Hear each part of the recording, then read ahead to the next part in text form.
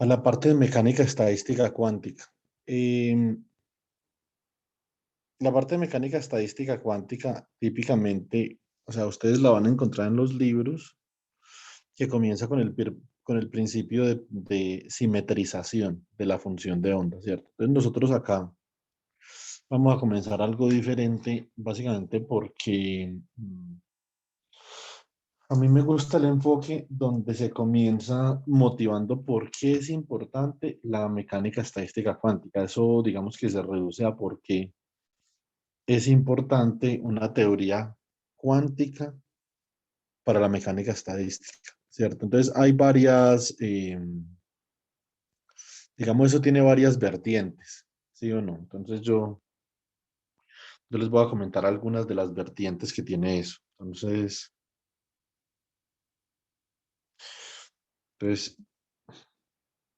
¿cómo colocamos acá? Mecánica estadística cuántica, Quantum Statistical Mechanics, motivación, ¿cierto?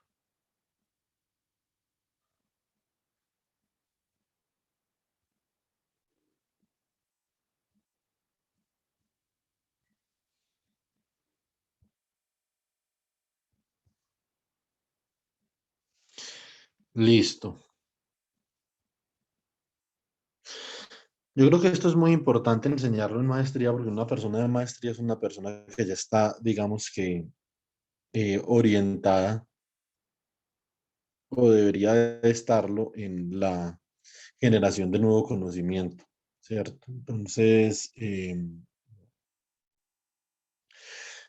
en ese caso, es importante uno saber, por ejemplo, cuando una teoría tiene una laguna, cuáles fueron, digamos, las sistemáticas que llevaron a que esa laguna, digamos, esa discrepancia se solventara. Entonces, eso fue lo que le dio origen a la mecánica estadística cuántica, ¿cierto? Entonces, básicamente se hablan de tres problemas. Entonces, tres problemas fundamentales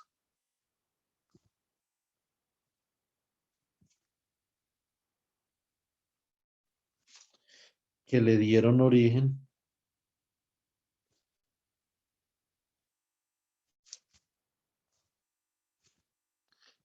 a la mecánica estadística cuántica, ¿cierto?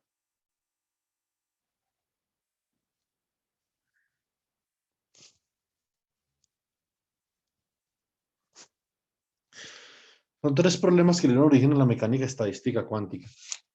Digamos que voy a colocar los problemas en el orden que se solucionaron, ¿cierto? Entonces, no en el orden que surgieron. El primer problema fue la radiación de cuerpo negro, ¿cierto?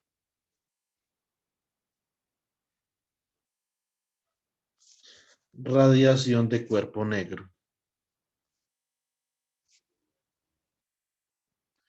En la radiación de cuerpo negro, básicamente, que la mecánica estadística clásica, como nosotros lo hicimos en clase, predecía el siguiente patrón de radiación, densidad de potencia de radiación como función de lambda.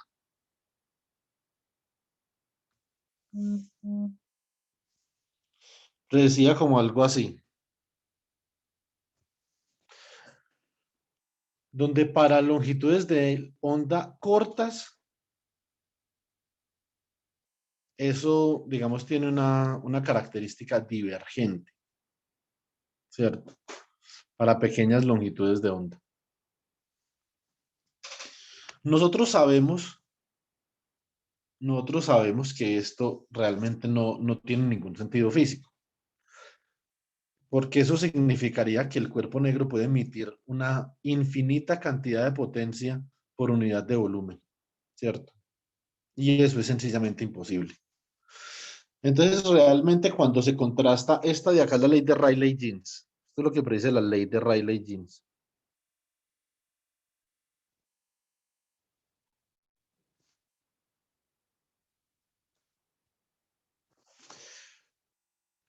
Cuando nosotros contrastamos esto con los datos experimentales nos muestran como algo así, ¿cierto? Es decir, que para cierta longitud de onda hay una divergencia ahí, ¿cierto? Entonces, ¿qué más nos muestran los datos experimentales? Que esta longitud de onda a la cual se emite el máximo de potencia por unidad de volumen, que se llama lambda máximo, esa longitud de onda con la temperatura se comienza a desplazar. Ese máximo, por ejemplo, si usted aumenta la temperatura, perdón, si usted disminuye la temperatura, el máximo se va a correr hacia la derecha. Y si usted sigue aumentando la temperatura, el máximo se vuelve a correr.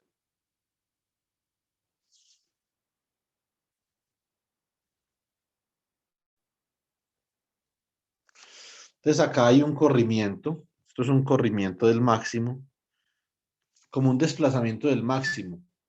Eso se llama la ley de desplazamiento de Wilhelm-Wien.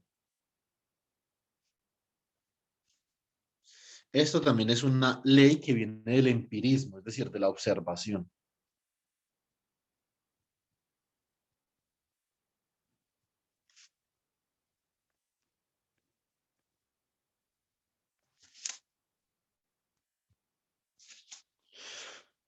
¿Cierto? Entonces, y dice lo siguiente.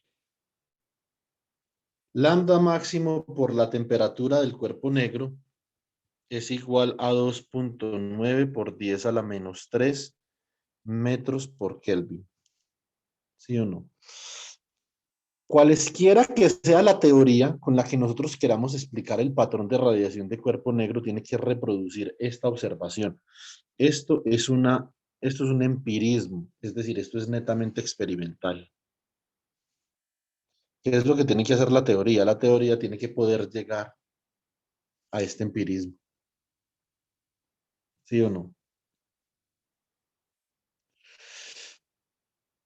Muy bien. Hay otro empirismo importante y es básicamente el siguiente. Si ustedes consideran la curva experimental de cuerpo negro, la radiación de cuerpo negro,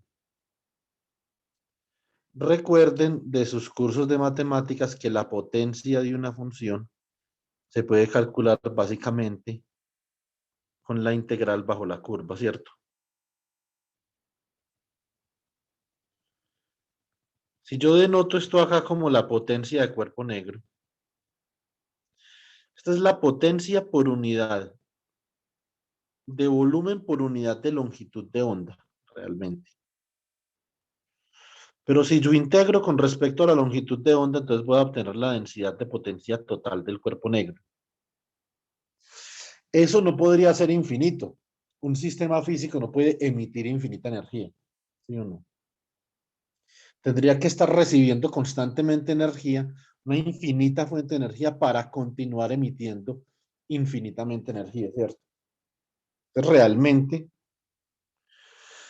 no tiene ningún sentido que la radiación total de cuerpo negro sea infinita. Lo que pasa es que acá hay dos cosas. La ley de Rayleigh-Jeans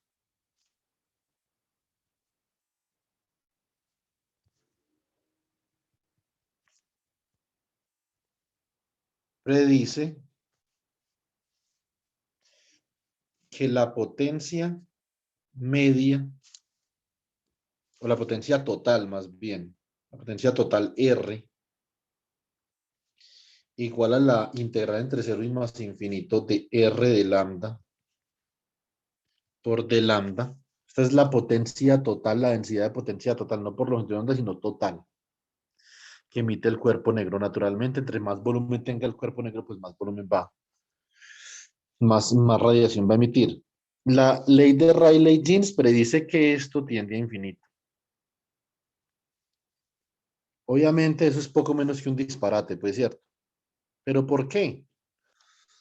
Por la catástrofe ultravioleta, ¿sí o no? Aquí está la predicción de Rayleigh-Jeans.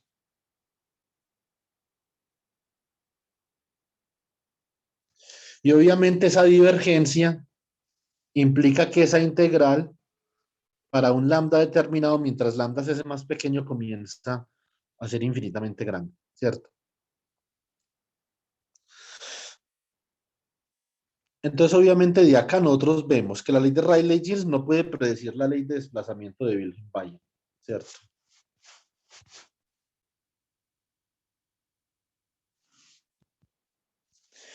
Eso es lo primero. Y también podemos ver que la ley de Rayleigh-Jeans no puede predecir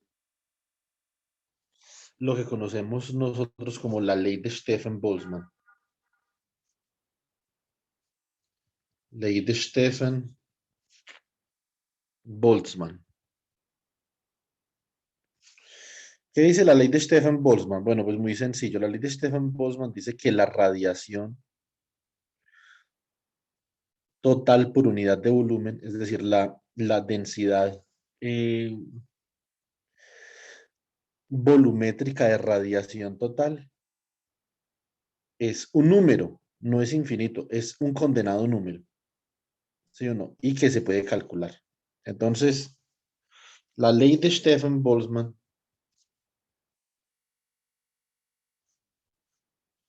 nos dice, esto quedó como bisajosito, ¿ok? Un momento.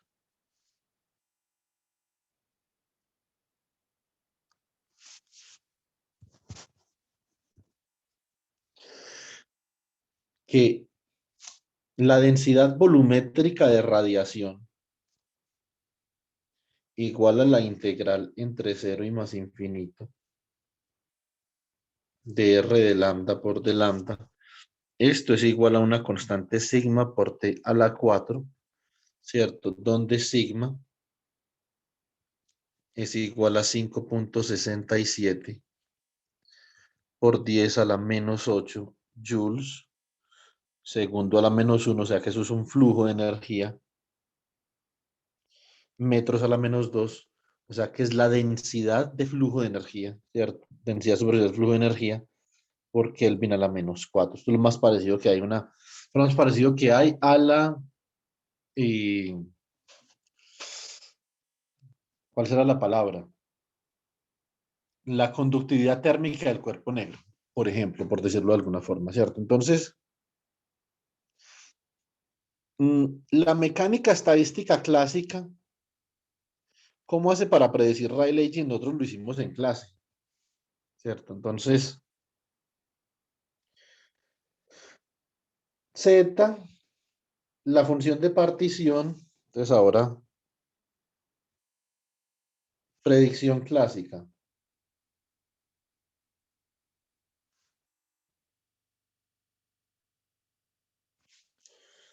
Entonces, consideremos la función de partición de un oscilador armónico.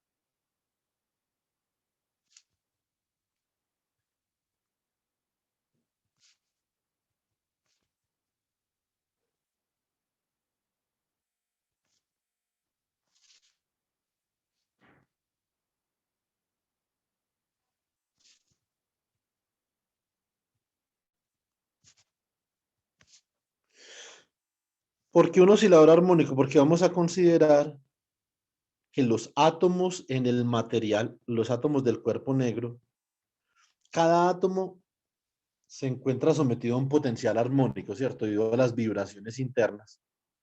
Y cuando se calienta, él absorbe toda la radiación electromagnética y comienza a emitir radiación, ¿cierto? Entonces, eso es lo que nosotros nos conocemos. Entonces, la función de partición para un solo oscilador armónico es la integral sobre dx y sobre dp de e a la menos beta por h de x, p, ¿cierto? Entonces, nosotros sabemos ya quién es el hamiltoniano. Entonces, e a la menos beta, ¿sí o no? Por eh, 1 sobre 2mp al cuadrado más un medio de m omega al cuadrado x al cuadrado. Esto quedan dos integrales gaussianas, o sea que esto es la integral sobre dx de e a la menos beta medios m omega cuadrado x al cuadrado, la integral sobre dp. Obviamente esto va entre menos infinito y más infinito, pues opa, no era confundir el asunto, ¿cierto? de E a la menos beta sobre 2m por P al cuadrado, ¿cierto? Esos son de integrales gaussianas, que son iguales a la raíz de pi sobre el coeficiente de menos x al cuadrado, o sea que esto quedaría como menos beta.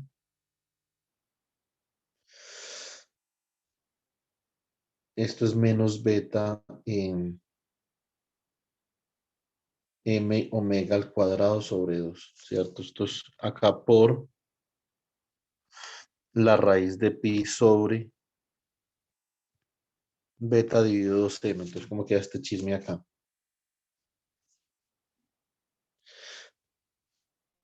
Es positivo, perdón. Entonces, esto queda como 2pi sobre beta m omega cuadrado por la raíz de 2pi m sobre beta, ¿cierto? Entonces se va m con m. Esto queda la raíz de 2pi sobre beta omega todo al cuadrado y esto es igual a 2pi sobre beta omega, ¿cierto? Esa es la función de partición. Ahora calculamos la energía media. La energía media viene dada, como vimos esta semana en clase, por el generador de cumulante, ¿cierto?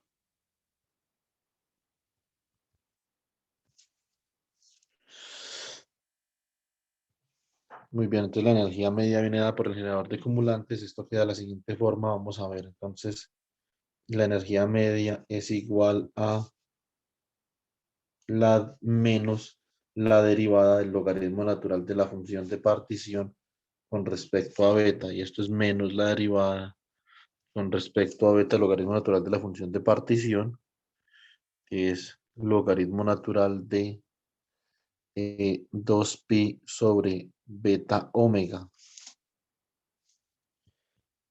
¿Cierto? Entonces, ¿cómo queda esta vuelta acá? Esto queda en...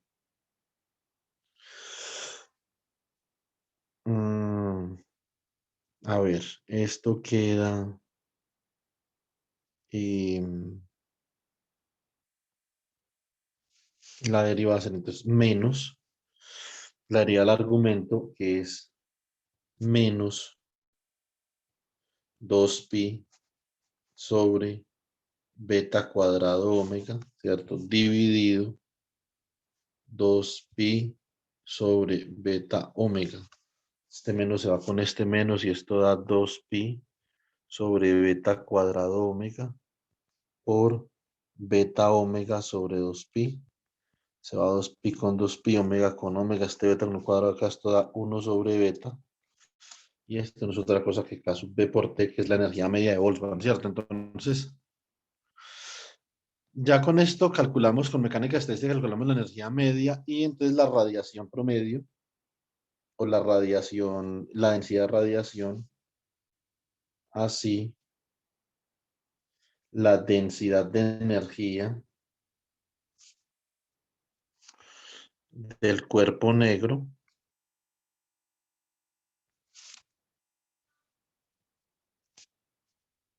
queda dada por U de lambda es igual a 8pi. Esto es supremamente fácil de obtener. Es más, les recomiendo que obtengan esto por un número de modos como función de lambda dividido lambda a la 4. ¿Cierto? Esto naturalmente por la energía media, ¿cierto? Por E media. Entonces, La densidad de modos con esa longitud de onda, ¿cierto, profe? exactamente, para cada longitud de onda, naturalmente va a haber una población diferente en el cuerpo negro. O sea, van a haber más o menos modos propios de oscilación.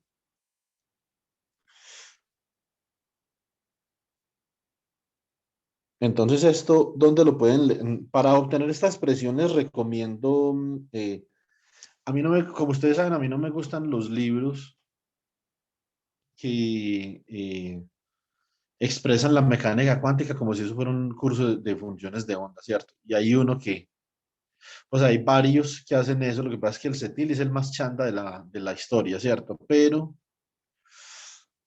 hay un libro particularmente interesante porque es que es un curso de funciones de onda en efecto. Es un curso de funciones de onda, pero es un muy buen curso de funciones de onda.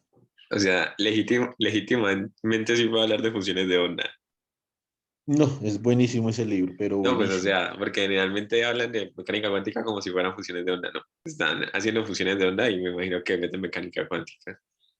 Exactamente, pero por lo menos él le dice introducción a la mecánica cuántica, pero no, es un tipo que maneja muy bien el formalismo, ¿cierto? Y es pesado para enseñar. Entonces, no sé por qué salió con esta, pero bueno, esto es un buen libro. Pueden buscar en la primera parte radiación de cuerpo negro para que puedan obtener esta expresión de acá. Es Quantum Mechanics de Walter Greiner. Ah, pues que Yo tengo tres de este man. es como muy Tengo, poderosos. tengo el de mecánica clásica uno, que es repoderoso. Claro que el mejor libro de mecánica clásica que yo conozco es este.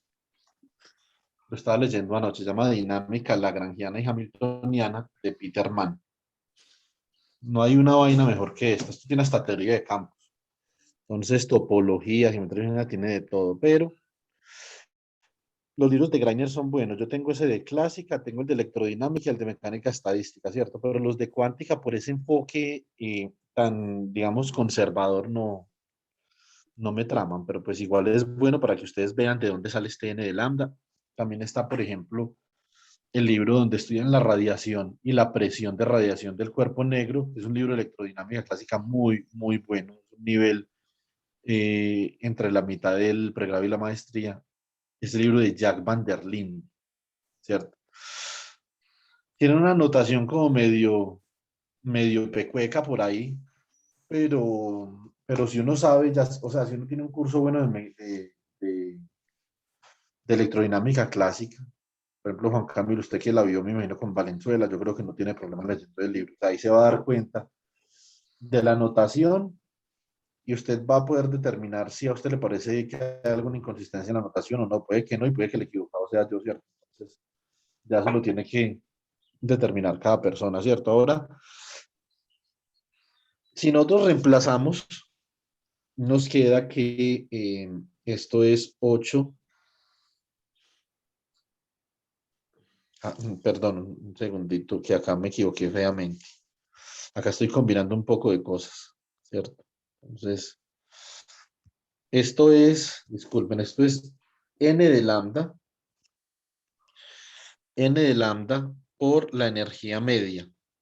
Esto sí tiene más sentido, porque es la energía media por un número, ¿sí o no? Pero desde la teoría clásica, n de lambda es 8pi sobre lambda a la 4, que eso no cambia cuánticamente, esto es lo mismo, el número de modos es igual.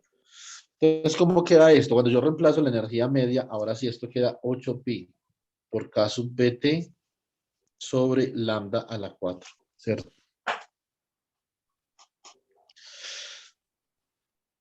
Y con esto, esta es la predicción de la mecánica estadística clásica para la radiación de cuerpo negro, ¿cierto? Entonces coloquemos aquí. Predicción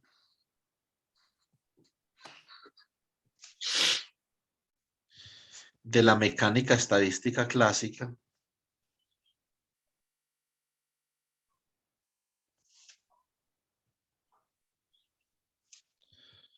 para la radiación de cuerpo negro.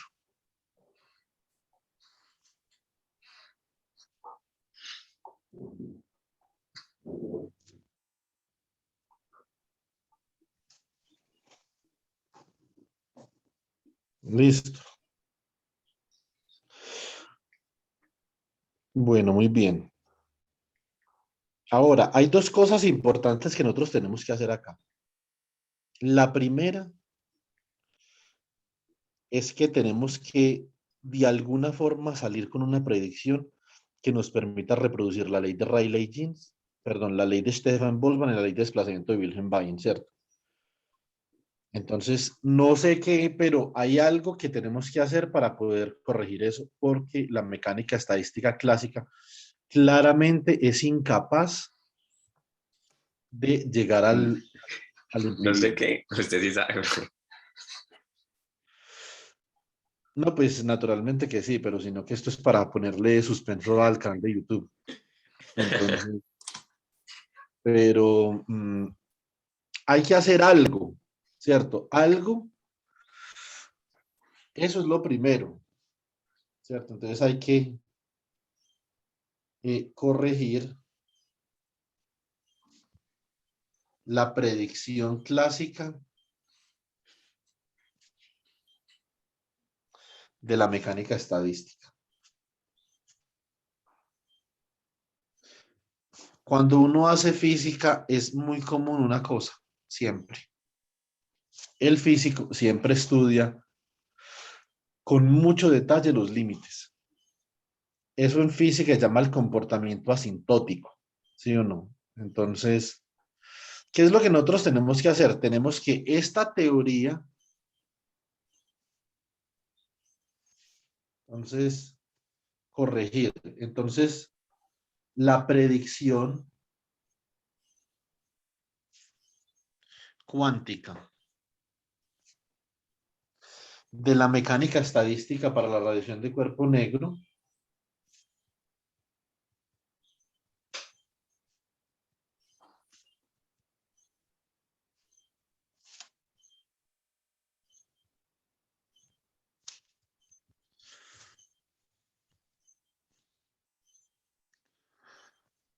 ojo, en el límite, en el límite clásico debe de ser igual a la ley de Rayleigh-Jeans. En el límite clásico, o sea, cuando H barra tiende a cero, debe de ser igual a la ley de Rayleigh-Jeans. Ojo acá, chicos, que le estoy haciendo énfasis en los límites. Los límites son muy importantes en la física. Estudiar el comportamiento límite de un sistema. Yo desde el curso de electromagnetismo, que es un curso de tercer semestre, siempre, en todos los parciales hay un punto que tenga la aproximación binomial. La aproximación para cortas distancias, para largas distancias, ¿cierto? Eso es muy importante. Estudiar los casos límite de un problema le permite a usted retener la física conocida. Usted, por ejemplo, soluciona un problema con una nueva sistemática. Usted toma un límite y usted dice, bueno, entonces en este límite la física conocida, digamos que la puedo recuperar. ¿Sí o no? Vamos ahora al segundo problema. Yo todavía no voy a solucionar este problema. Primero vamos a discutir cuáles son los problemas. ¿Cuáles son los problemas que tiene la teoría clásica? Y donde hay varios otros problemas muy importantes, pero la verdad es que no son muy convencionales. Por ejemplo, el problema de magnetismo, ¿cierto? Ese problema yo lo discutí en el curso de magnetismo con los investigadores de la unidad de transporte cuántico, ¿cierto? Entonces, el problema de magnetismo es un problema muy emblemático también, ¿cierto? Súper emblemático. O sea, el problema de magnetismo de Johanna Hendrika von Leuven es un problema que cambió al mundo radicalmente. Lo que pasa es que la gente, como es como medio hueva, no se da cuenta, ¿cierto? Entonces, ellos creen que lo que cambió el mundo fue la bomba atómica, pero realmente el descubrimiento de Johanna Hendrika von Leuven, que, digamos, motivó el trabajo de Heisenberg, de Ising, de Igor Yalosinsky, de Toru Morilla, de Zener, de Kittel, de Rudolman, de Yoshida, de Kazuya. Eso fue una vez la gente no tenía ni idea que necesitaba utilizar la mecánica cuántica para escribir el magnetismo, ¿cierto? No tenían ni idea. Pero a Johanna Hendrika von Leuven se le ocurrió, hombre, si hay magnetización y la magnetización es un fenómeno macroscópico, que simplemente son todos los átomos individualmente contribuyendo al magnetismo de un metal, pues hombre, eso se tiene que poder calcular con una función de partición, ¿sí o no? Y se puso a hacerle y siempre la va a hacer. Y entonces eso realmente fue lo que encendió las lamparitas de todos los físicos que trabajaron en el magnetismo. Dijeron, uy, marica, ahorita sí tenemos nuevo problema para trabajar porque esta vaina está rara. ¿Cómo es que la magnetización es cero? No puede ser cero, ¿cierto? Entonces, ese es otro problema que no se considera dentro de un curso porque tiene que saber usted mecánica clásica, pero por montones para poder calcular esa vaina, ¿cierto? Entonces, pero ese es otro problema muy importante donde se muestra la discrepancia entre las teorías. Lo que pasa es que Johanna Hendrika von Leuven, en el título, cuando ella calcula clásicamente la función de partición para la magnetización, ella de una está, digamos que, implicando que la teoría clásica no funciona, la mecánica estadística clásica no funciona para calcular la magnetización de una. El título del paper dice Le problème et la théorie électronique du magnétisme. Un paper en francés, ¿cierto? Entonces, de una ya dice, acá hay un problema con la teoría electrónica del magnetismo. ¿Sí o no? Y eso, mejor dicho, me imagino, pues Pierre Curie ya no estaba. Entonces, pero donde Pierre Curie ahora está obvio, pero mejor dicho, ese man si hubiera pegado la rasca del siglo, ¿sí o no? Entonces, me imagino que Langevin también brincó. Me imagino que hubo un poco de gente que brincó. Pero es que el paramagnetismo se puede describir muy fácil con mecánica estadística clásica porque es un fenómeno a relativamente alta temperatura.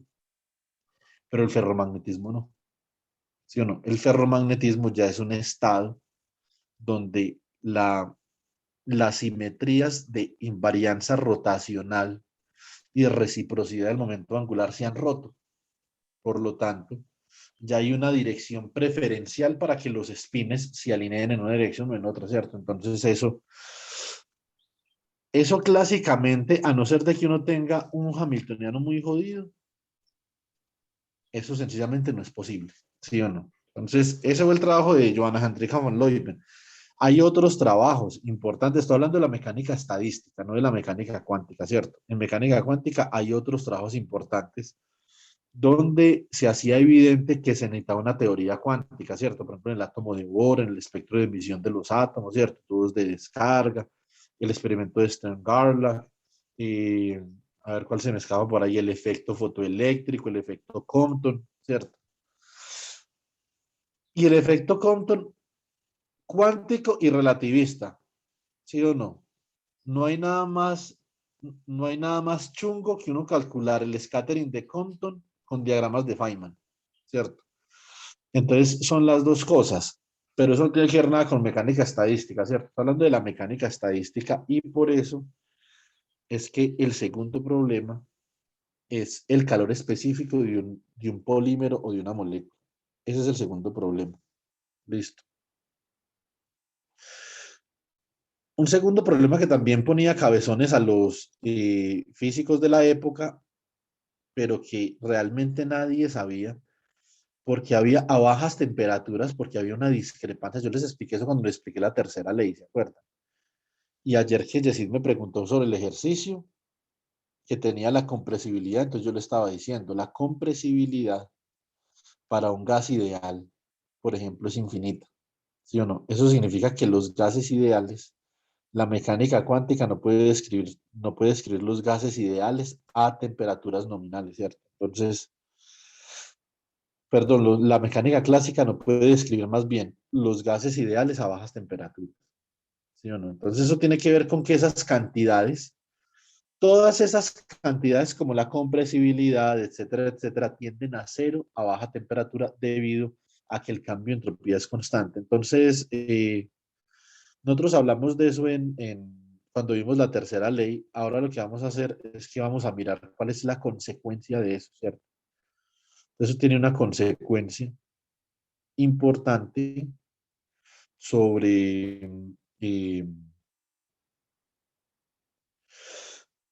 o más bien, que tiene una consecuencia de cómo nosotros podemos ver eh, la mecánica estadística. Listo, entonces vamos a hacer una cosa. Vamos a considerar un gas diatómico, simplemente un gas de partículas, ¿sí o no? y vamos a mirar a ver qué es lo que sucede con el calor específico. ¿Sí o no? Entonces, el calor específico, básicamente por la ley de Dulong-Petit, fue predicho como constante, ¿cierto? Para el gas diatómico. Entonces, consideremos el ejemplo 2. Bueno, pues esto es Quantum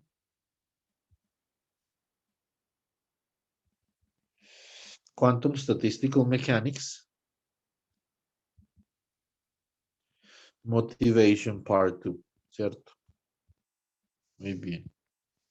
Entonces, el segundo problema donde nosotros vemos la discrepancia es el calor específico de un gas diatómico. Calor específico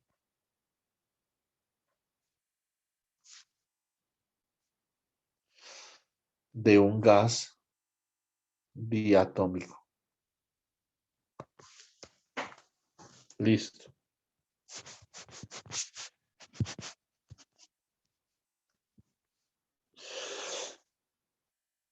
Muy bien.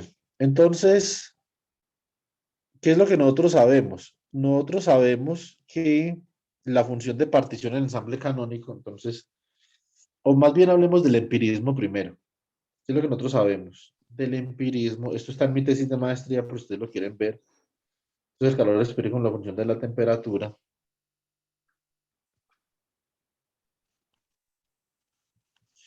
Y acá hay unos grados de libertad, son grados de libertad translacionales, rotacionales, vibracionales, etcétera, que hacen que el perfil del calor específico sea así. Es decir, este grado de libertad acá contribuye a todas las temperaturas, ¿cierto? Bueno, realmente acá me faltó una cosa. Un segundo. Es como algo así. A esta temperatura se comienzan a descongelar unos grados de libertad y comienzan a contribuir al calor, ¿cierto? A esta otra temperatura se comienzan a descongelar otros grados de libertad y comienzan a contribuir al calor, y a esta otra temperatura ya se descongelan los grados de libertad vibracionales. Vamos a ver qué es lo que está sucediendo acá.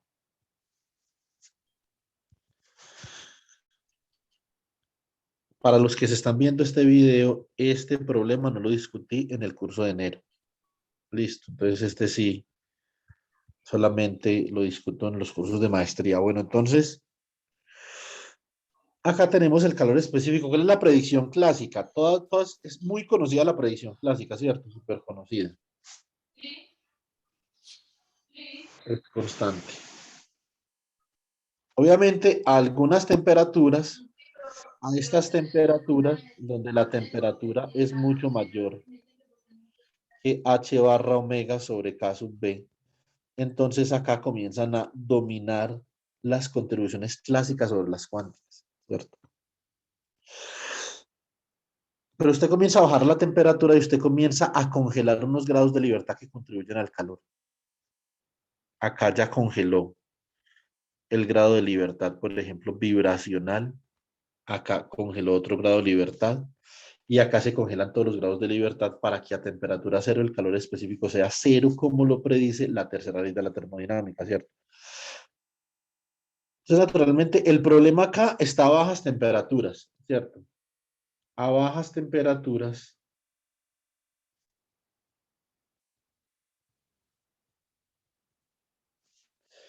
la predicción clásica es inconsistente, ¿cierto?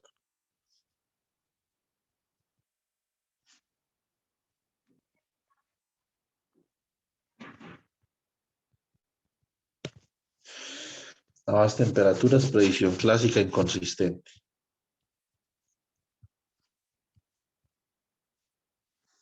Muy bien. Listo. Entonces, podemos comenzar con la función de partición canónica. Consideremos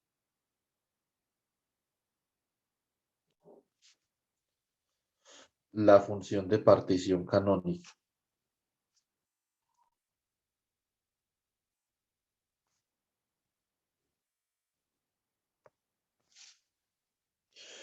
Muy bien. Entonces, para la función de partición canónica, teníamos, recuerden que dependía la temperatura del volumen y el número de partículas, ¿cierto? Y esto es igual a, nosotros que dijimos que esto era igual a 1 sobre n factorial que multiplica al volumen sobre la longitud de onda de Broglie al cubo a la n. Esto lo llamamos función de partición de una sola partícula, ¿cierto? Típicamente eso es una notación que utiliza Cartar, que utiliza Juan, que utilizaba mi profesor de mecánica está en lado a utilizar para una sola partícula a la n. ¿Cierto? Muy bien. Entonces,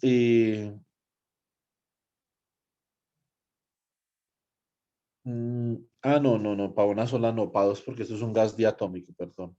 Entonces, esto es para dos partículas acá. Y esa función de partición, donde Z2 viene dada por.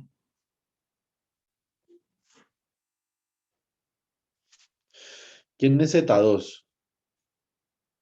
Z2 entonces es igual a la integral sobre D3Q1, D3Q2, ¿cierto? D3P1, D3P2.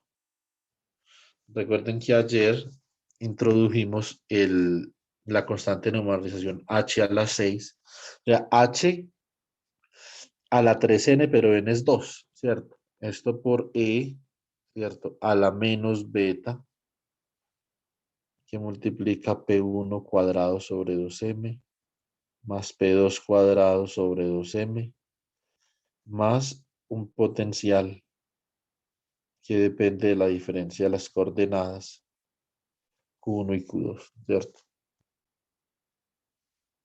Bueno. Esa es la función de partición que hay que calcular. En este tipo de problemas,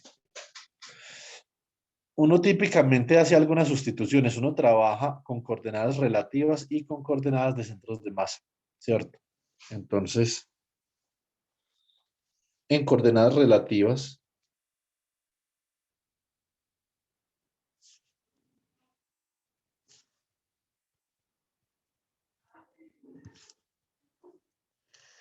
y de centros de masa, entonces nosotros podemos escribir a Z2 así. Podemos escribir Z2 como, a ver, ¿cómo quedaría esto? Esto quedaría, habría una masa que sería la suma de las masas, habría otra masa que sería la masa reducida. Juan Camilo, si me equivoco, por favor ayúdeme acá, que es que de pronto meto la pata, listo. Ok, profe.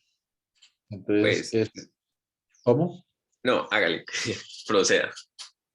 Entonces, estos serían las coordenadas del centro de masa, Q, P sobre H al cubo por E a la menos beta. Voy a hacer esto despacio para que voy a meter la pata. Entonces, esto es al cuadrado y esto sería entonces la masa del el sistema M1 más M2, ¿cierto? Entonces, si acá por la integral, acá no hay potencial, esto no depende de la coordenada del centro de masas en posición, acá entonces por D3Q minúscula, que es una coordenada relativa, D3P minúscula, que es el momentum relativo, sobre H al Q, a ver.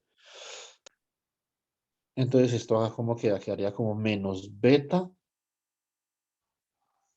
Esto tiene que ser un P', porque ya puse P. Menos beta P' al cuadrado sobre 2 veces la masa reducida por E a la menos beta V de Q, que es la coordenada relativa. Parece que está bien, ¿cierto, Juan Camilo? Creo que sí. A ver, coordenadas relativas, bueno, coordenadas del centro de masa, sí, yo creo que está bien. Entonces, ¿y ese potencial quién es? Esa es una buena pregunta, ¿cierto? Esa es una buena pregunta porque dependiendo del potencial, esto se puede hacer o esto también puede que no lo haga nadie, ¿cierto? Entonces, hay que mirar a ver cuál es el potencial. Eso es importante. Hay varios potenciales que uno considera en el problema de mecánica clásica, sobre todo en un área que se llama dinámica molecular. Busquen libros de Molecular Dynamics si les gusta eso. Molecular Dynamics es básicamente aplicar mecánica clásica para resolver ecuaciones de movimiento de muchas moléculas, ¿cierto? O sea, eso es hacer mecánica estadística, pero mejor dicho, en irse pues al revés contra el mundo, ¿cierto? O sea, resolver las ecuaciones de movimiento realmente una por una. Entonces, obviamente, usted no puede considerar eh, muchas partículas porque no puede resolver la ecuación de movimiento con 1 millón de partículas. Esto es como 1000 partículas o 1000 átomos, 10.000, pero pues no mucho, ¿cierto? Esto utiliza mucho en química teórica. Obviamente, lo más importante en dinámica molecular, ustedes podrán intuir que es el condenado potencial, ¿sí o no?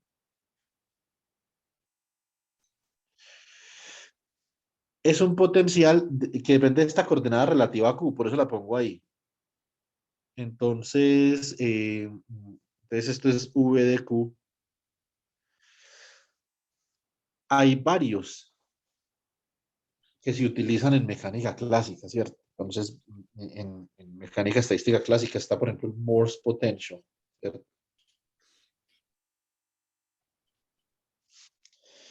La que utilizan en Van der Waals, que es Leonard Jones potential.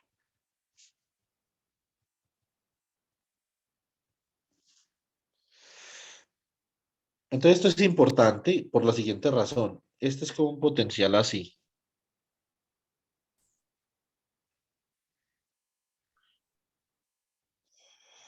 Esto ustedes lo van a ver muchísimo en libros de química teórica. Entonces, por ejemplo, estos pueden ser diferentes niveles de energía a los que se puede excitar el átomo para salir del mínimo de potencial. Acá está el mínimo de potencial, ¿cierto? Este es el mínimo y este es el punto de mayor estabilidad. O sea que cuando el átomo alcance, el par de átomos alcancen el estado fundamental, ¿qué sucede? Que si esto es alrededor, por ejemplo, de D, digamos que es cuando están separados por D unidades. Entonces, como esto es un gas diatómico, entonces van a haber dos átomos interactuando. Digamos que usted para simular esto los puede, digamos, acoplar con un resorte. Y esos átomos van a comenzar a oscilar alrededor de ese punto de equilibrio que está en el mínimo del potencial, ¿cierto?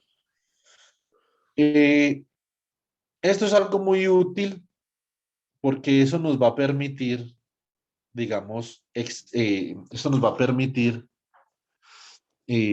modelar este potencial de una forma mucho más sencilla que si nosotros estuviéramos considerando V de Q acá en la función de partición, ¿cierto? Es que no se puede, ¿cierto? Entonces, si nosotros hacemos esa consideración, entonces nosotros podemos nosotros podemos obtener lo siguiente, chicos. Vamos a ver. Nosotros, a ver qué podemos hacer acá. Yo veo una cosa.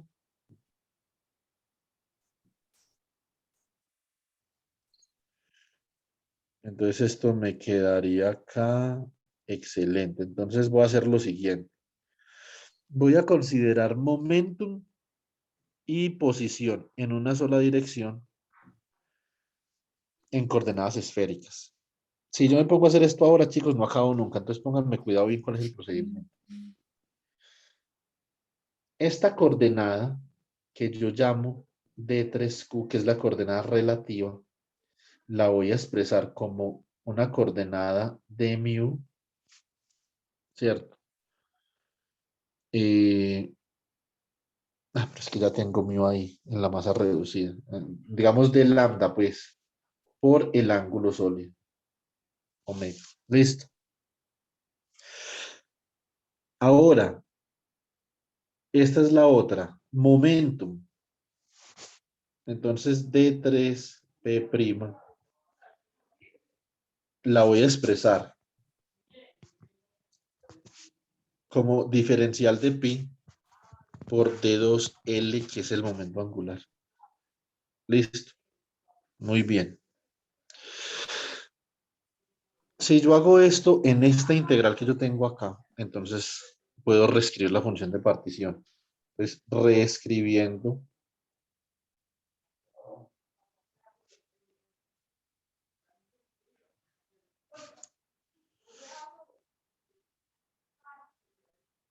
la función de partición,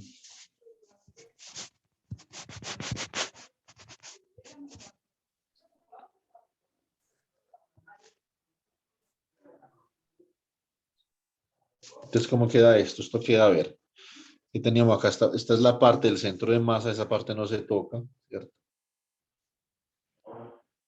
D3Q, D3P, H al cubo por E a la menos beta, P al cuadrado sobre 2M. Listo, entonces ahora esta parte de acá, así como la acabo de expresar, vamos a hacer lo siguiente. Entonces voy a considerar que esto es, a ver, ¿cómo sería la energía cinética? Entonces voy a considerar simplemente que la energía cinética es la energía cinética traslacional, o más bien la energía cinética vibracional, más la energía cinética rotacional, ¿cierto? Entonces acá yo integro así. Entonces esto sería la integral sobre de lambda y de pi dividido h, ¿cierto? Por e a la menos beta pi al cuadrado, que es el momentum canónico, sobre 2 mu. Eso es lo que teníamos, ¿cierto? Ahora, ese mu, cuando yo estaba hablando de momento angular, si lo multiplico por un factor geométrico, eso se convierte en momento de inercia. O sea, a ver, un momentico, lo coloquemos acá, e a la menos beta, vamos a expandir esto como una serie de Taylor alrededor de Q igual a D. Entonces esto queda como V de D, el primer término de la serie de Taylor, más los términos que contribuyen al potencial armónico, que serían más un medio de la masa reducida de omega cuadrado por lambda al cuadrado, que es la coordenada, ¿cierto? Por acá por la integral sobre el ángulo sólido sobre el momento angular L dividido h al cuadrado por e a la menos beta. A ver, ¿cómo quedaría esto? Un momentico, chicos, yo miro que ahora no vaya a meter la pata como cosa rara por acá. A ver, entonces esto sería, sí, entonces acá sería el momento angular al cuadrado y sería 2 veces el momento de inercia. Sí, eso queda así. Bueno, muy bien. Entonces, de acá, nosotros acá en este momento no hemos hecho absolutamente nada cuántico. ¿Sí o no? Esto, todo lo que estamos haciendo acá, todo esto es completamente clásico, pues, ¿sí o no? Entonces, mejor dicho, más clásico imposible. Lo que nosotros vamos a ver es que acá hay un conjunto de grados de libertad que me van a contribuir al calor específico, ¿cierto? Entonces, me van a contribuir al calor específico. Bueno, muy bien. Vamos a ver entonces cómo nos va a quedar el calor específico acá. Este término acá, el momento angular está relacionado con rotaciones, ¿cierto? Y este momento canónico con traslaciones, perdón, con vibraciones. Esto está vibrando alrededor de ese punto D, o sea que ese es un potencial armónico en donde hay una vibración acá. Entonces, esta integral de acá está asociada con grados de libertad vibracionales. Esta integral de acá está asociada con grados de libertad rotacionales, ¿cierto? Profe, Y esta integral de acá, ya voy, Cami, está asociada con las coordenadas del centro de masas. Dime, Cami. qué pena, tal vez entiendo mal el dibujo, pero no se supone que es una fija y la otra es la que está en el punto de equilibrio, en el pozo, en el dibujito. Un átomo fijo y el otro, ¿cómo así? O sea, digamos el punto de la izquierda, bueno, lo que yo veo como la izquierda, no debería estar en el eje, profesor, y el otro sí en el pocito. Necesito que me explique mejor porque no lo entiendo. Bueno, no, bueno, después igual es como una bobada y probablemente yo estoy equivocado. Si es como yo lo entiendo, no importa porque esto tiene invarianza traslacional. ¿Sí me entiende? Sí, Si es como yo lo entiendo, pero puede que no lo entienda bien. Es el problema. o sea, lo que yo digo es que la primera partícula creo que debería ir en el centro y la otra justamente en el pozo. No, no, no, porque esto es un potencial de interacción relativo. O sea, usted no está midiendo una partícula, a ver, usted no está calculando la energía de una partícula debido a la otra, sino la energía debido a las dos al tiempo. Pero, o sea, en ese caso, Entonces, profe, me confunde. ¿Cuál sería sí, la diferencia entre yo rotarlas? Porque el dibujo es invariante bajo una reflexión, ¿cierto? traslación, sí, esto es invariante de una traslación, pero alrededor de este punto, Juan Camilo, usted también las puede rotar. ¿Sí me entiende? Sí, señor. También, esto sería como el centro de masas del sistema 1-2. ¿Sí me entiende? Sí, sí, no. Bueno, o sea, yo entiendo, de pronto es así. Voy a revisar porque en mi mente tiene otro sentido, pero yo Bueno, reviso. mire Probablemente esté equivocado. El Gerson Juan y el Cardar. Yo el Cardar casi no lo leo, me parece muy visajoso. Pues el Entonces, Cardar yo lo conozco más, entonces voy a revisarlo ahí. mire ahí, entonces me puede mucha carreta, a mí no me gusta la carreta, ¿sí me entiende? Entonces, bueno, acá, esta es la ley de Dulong-Petit. Ahora, como yo lo estoy haciendo acá, como yo lo estoy considerando, la predicción clásica acá se puede considerar así, porque yo estoy considerando vibraciones, ¿cierto? Y rotaciones y todo eso. O sea que yo puedo considerar esto una predicción clásica, pero va a haber un punto acá donde la predicción clásica es incapaz de bajar a cero. Y esto sí es inconsistente con la tercera ley de la termodinámica. Inconsistencia.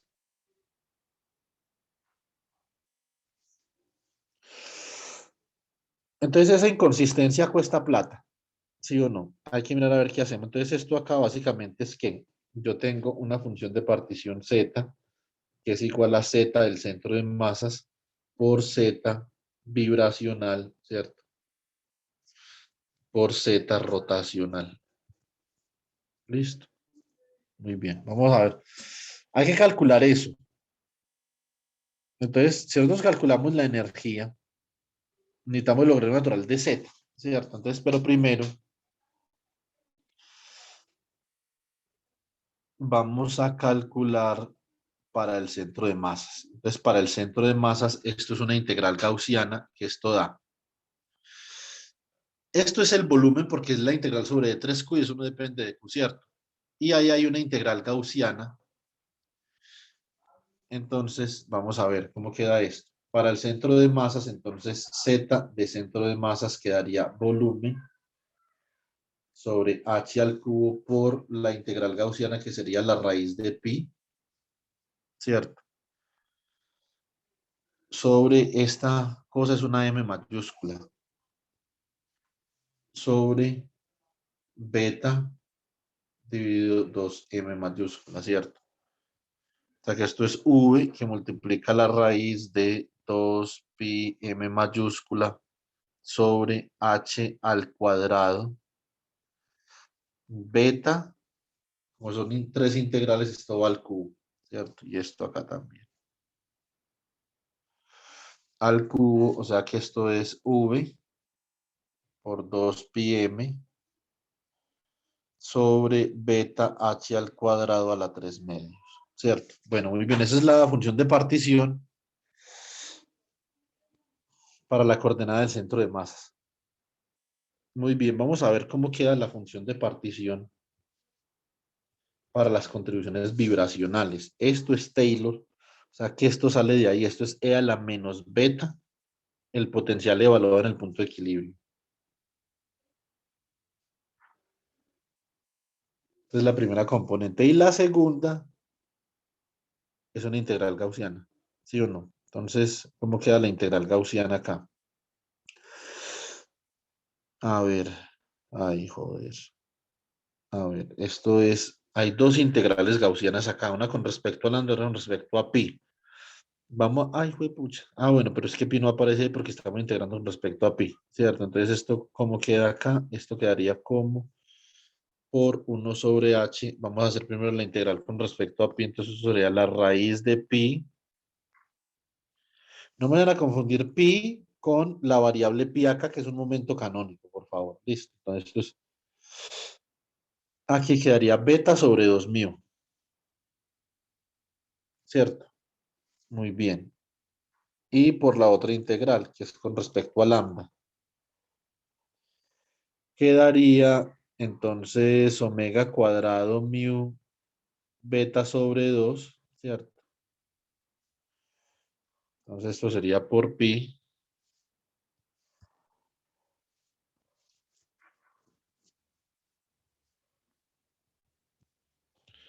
sobre beta m omega cuadrado sobre 2, ¿sí o no? Y yo creo que eso es todo lo que hay ahí. A ver, vamos a ver. Entonces, esto es E a la menos beta por el potencial elevado al punto de equilibrio sobre H. Esto acá da 2 mu pi o 2 pi mu por, esto es la raíz de 2 por pi por mu. Arriba queda por la raíz de 2 pi, ¿cierto? Abajo, esta masa de acá del oscilador armónico es mu. Debe ser mu, esto es omega cuadrado, ¿cierto?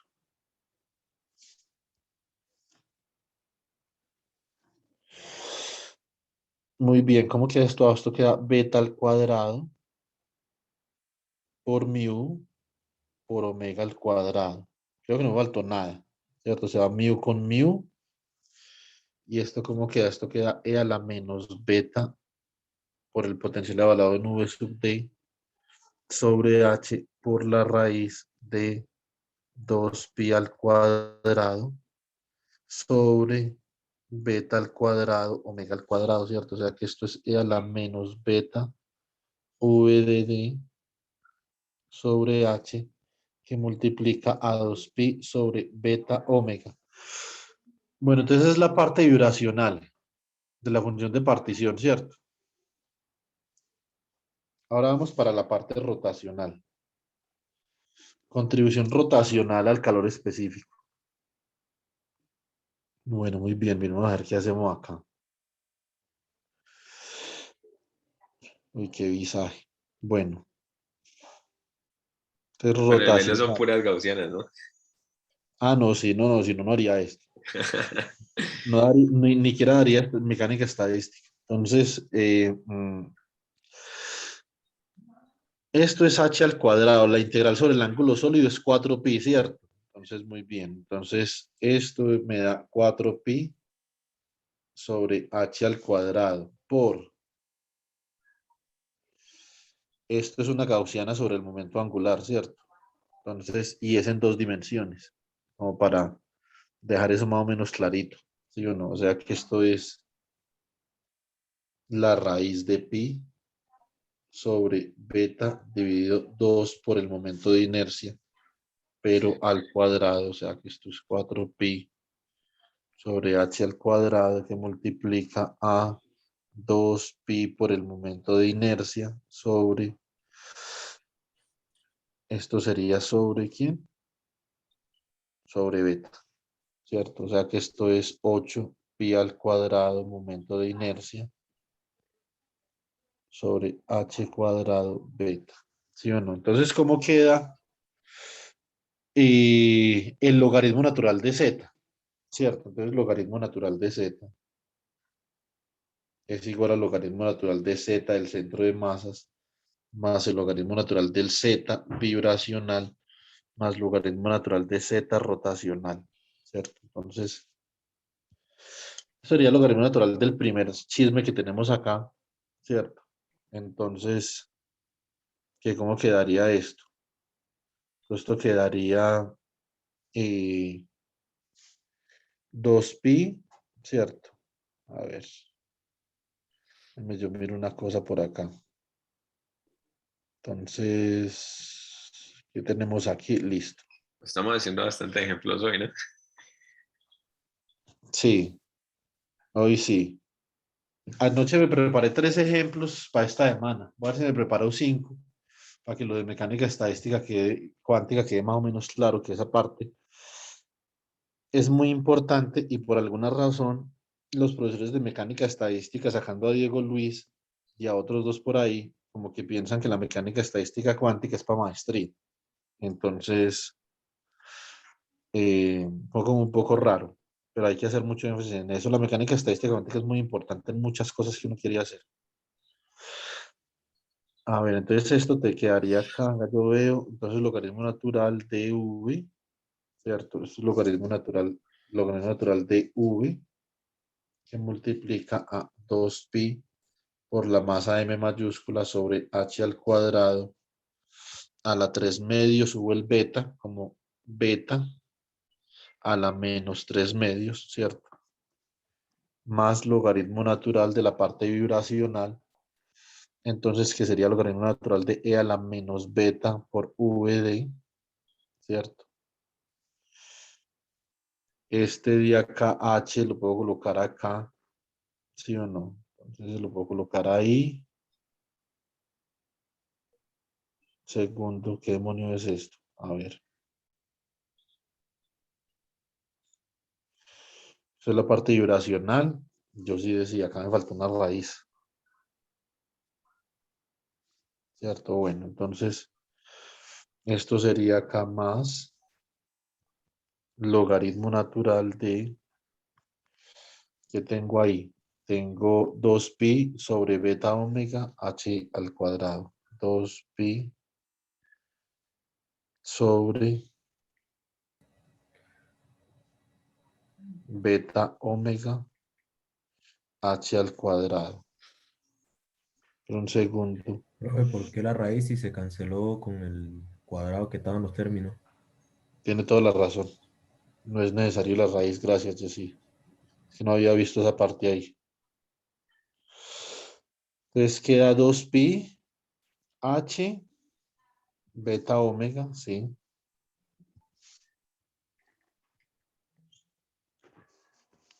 Muy bien. Esa sería la otra componente. Y la última componente sería la componente rotacional, ¿cierto? Entonces sería más logaritmo natural de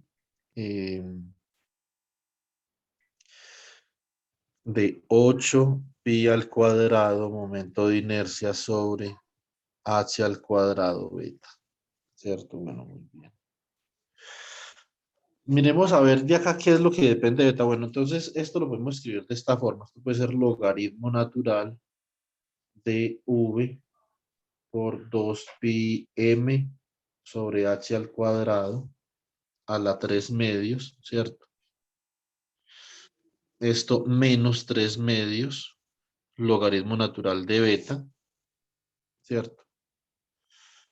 Entonces, logaritmo natural de beta, a ver, sigamos acá. Más, o más bien menos beta por v de d, ¿cierto? Más logaritmo natural de 2pi sobre h omega menos logaritmo natural de beta, ¿cierto? Y acá lo mismo, más logaritmo natural de 8pi al cuadrado y sobre h al cuadrado menos logaritmo natural de beta, ¿cierto? Tenemos menos logaritmo natural de beta, menos logaritmo natural de beta, menos 3 medios de logaritmo natural de beta. Bueno, antes de hacer todo, pues, lo que nosotros tenemos que hacer acá, yo quisiera separar los términos, dejarlos separados. Pues Quisiera que mi... si uno separa los logaritmos y solo deja las partes de beta, sale de una, ¿no? Exactamente, sí. Lo que yo no quiero es sumar. Todavía no quiero sumar. Voy a hacer de cuenta que soy Hugo Chávez por un minuto y me voy a olvidar sumar. Listo. Entonces, energía media. Energía media. La energía es igual a menos la derivada del logaritmo natural de z que la tenemos ahí con respecto a beta. Lo que no dependa de beta, pues simplemente va a dar 0. Entonces, ¿qué tenemos acá? La derivada del logaritmo natural de z para este punto es la derivada del logaritmo natural de beta, que simplemente es 1 sobre beta, y con ese menos se cancela, o sea que esto da 3 medios por 1 sobre beta. Este término que depende de beta de acá, entonces, ¿cuánto da? Simplemente da más el potencial V sub t. Más 1 sobre beta más 1 sobre beta, ¿cierto? ¿De dónde? De este de acá, lo natural de beta, este de acá. Los otros dan 0 porque no dependen de beta. Ojo al gol acá, por favor. Esto de acá me da 3 medios de K sub bt. Esto de acá me da más K sub bt. Más K sub bt. Más VD. Listo. VD. Aquí tengo 3 componentes importantes de la energía media de ese gas diatómico. Esta es la contribución del centro de masas.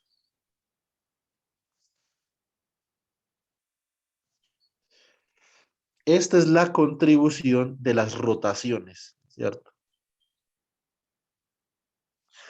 Y esta es la contribución de las vibraciones, incluyendo el potencial. El potencial de la vibración hay que incluirlo, ¿cierto? Y esto es igual a 7 medios de K sub B por T. Listo.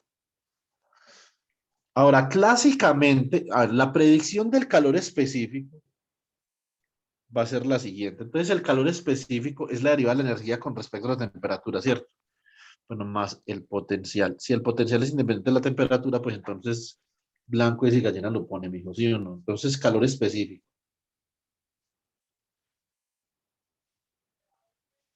Entonces, el calor específico para el gas diatómico, básicamente es ¿quién? C sub B es igual a la derivada de la energía 1. Dame la energía media nomás para no joder la vida acá. Con respecto a la temperatura, ¿cierto? Entonces, esto es para para una sola molécula diatómica. Obviamente, uno siempre expresa el calor específico por N, ¿cierto? Entonces, divido sobre N. Eso es calor específico por partícula de gas, o sea, por molécula diatómica, ¿cierto? Entonces, con respecto, si usted deriva esto, usted divide acá 1 sobre K sub B y acá expresa el calor específico sobre unidades de K sub B que son unidades de entropía. Entonces, ¿cómo le da esto? Esto le va a dar 3 medios más 1, ¿cierto?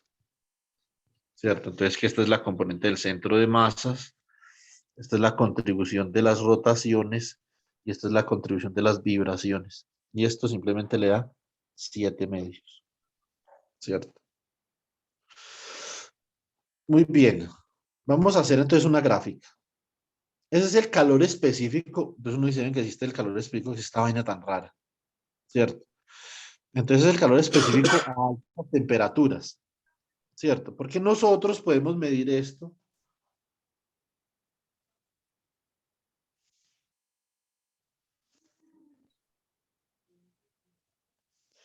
Temperatura, esto es calor específico, ¿cierto? Sobre NK sub B, ¿sí o no? Entonces, tenemos acá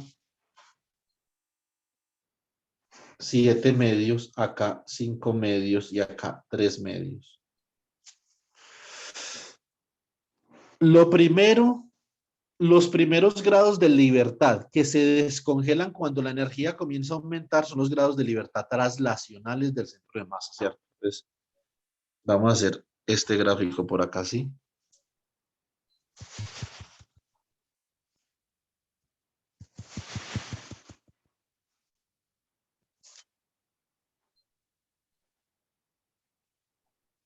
Y acá a una temperatura se descongelan los grados de libertad rotacionales. ¿Sí o no? tienen una temperatura característica que domina las interacciones energéticas en las rotaciones y las traslaciones. Y por acá hay una temperatura a la cual se descongelan los grados de libertad vibracionales. Yo por eso en clase, Juan Camilo, siempre les digo, a altas temperaturas, no incluir vibraciones no es una opción. ¿Sí me entiende? Sí, Hay que incluir vibraciones a altas temperaturas.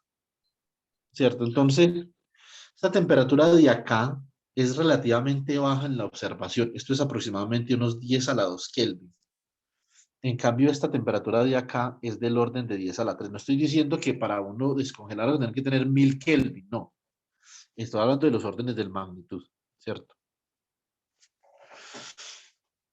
Entonces, por ejemplo,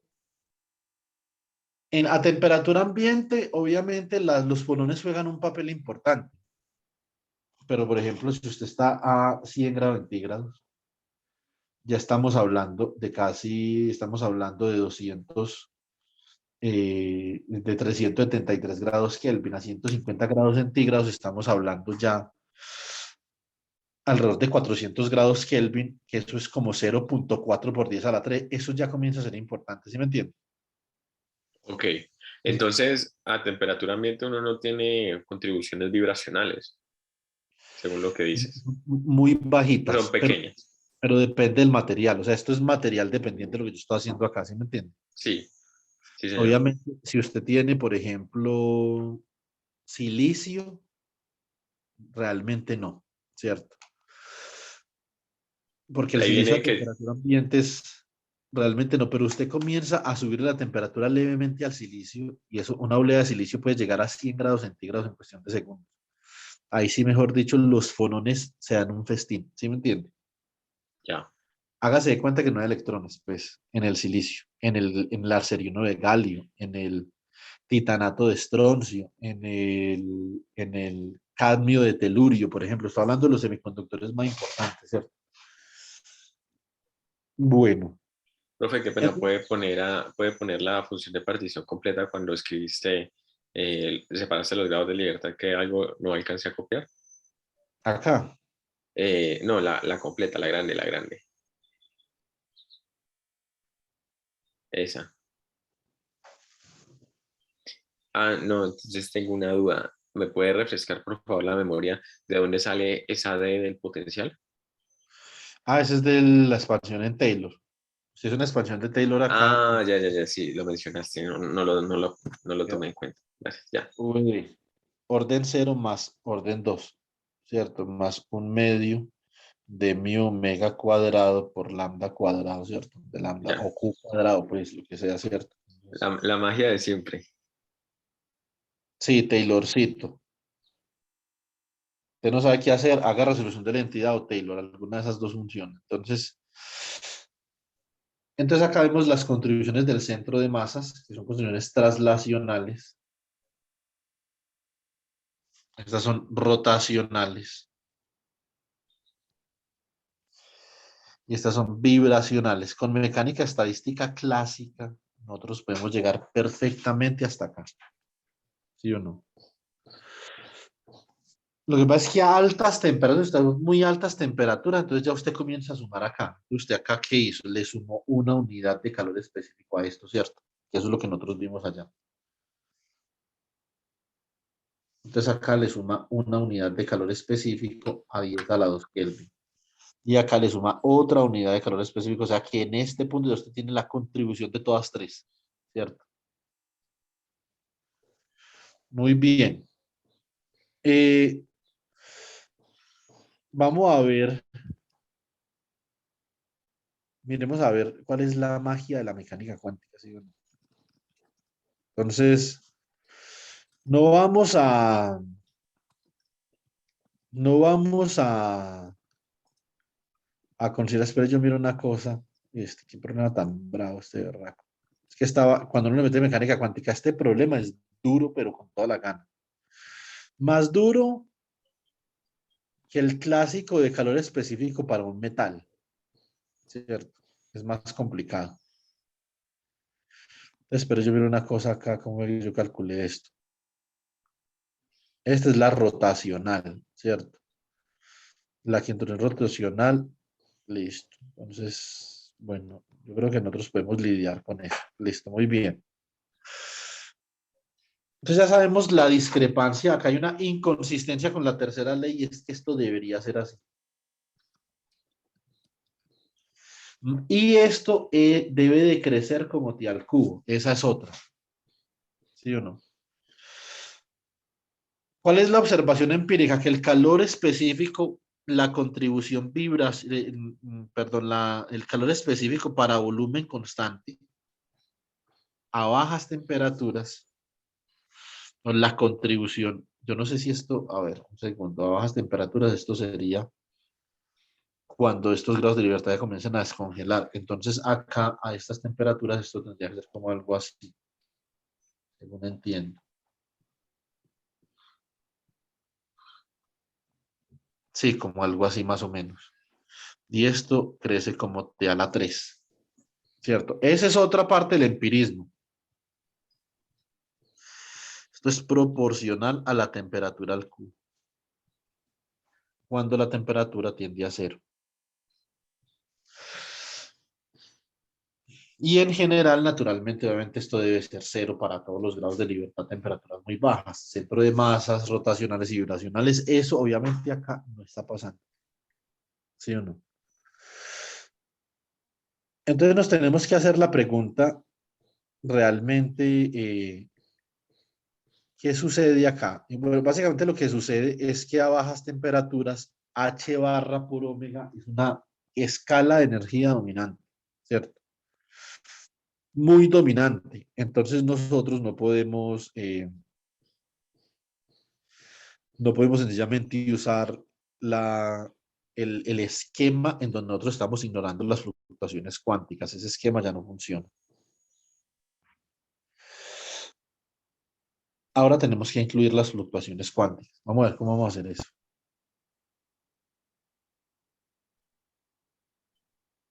Esto es cansón, pero tampoco tan cansón, ¿cierto? Muy bien, vamos a ver la componente vibracional. Esto tampoco es una cosa del otro mundo. Yo voy a hacer esto para el caso de Einstein y para el caso de Debye en el calor específico, ¿cierto?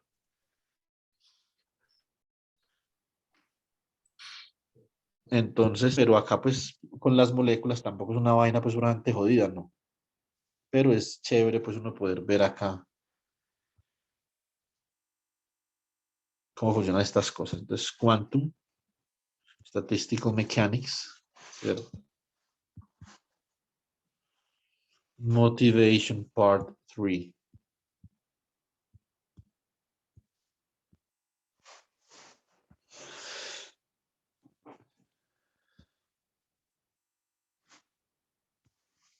Bueno, muy bien.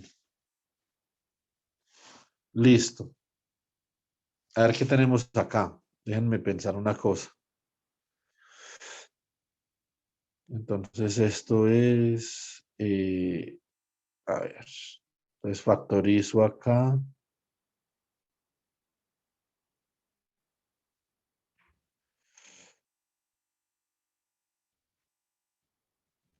Y esto queda, a ver si yo factorizo esta vaina acá, porque queda al cubo, que un segundo. Está ahí. A ver. Ah, muy bien. Listo. Entonces, corrección cuántica.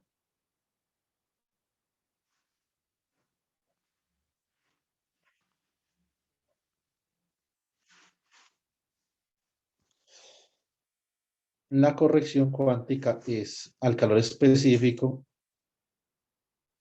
C quantum mecánico, la parte vibracional, la contribución vibracional. Entonces, esto va a ser igual a H barra omega al cuadrado sobre K sub BT, solamente la temperatura al cuadrado por E a la menos H barra omega sobre K sub BT. Nosotros vamos a ver específicamente cómo escriben estas correcciones, entonces no me preocupo. Entonces, 1 menos E a la menos H barra omega sobre K sub B por T. ¿cierto? Más, entonces acá queda, a ver, quedaría un h barra, e a la menos h barra omega. Entonces quedaría más h barra omega al cuadrado sobre k sub b t al cuadrado por e a la menos 2 h barra omega sobre k sub b por t, ¿cierto? Esto de acá va dividido, segundo, todo esto va dividido, es todo.